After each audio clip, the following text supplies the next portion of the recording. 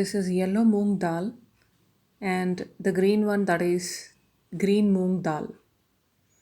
If you can see this yellow moong dal, this is super clean and shiny, skinned and split, so that they are very flat, yellow, and quick cooking. They're relatively easy to digest as well, which means this is completely polished. But look at this green moong dal.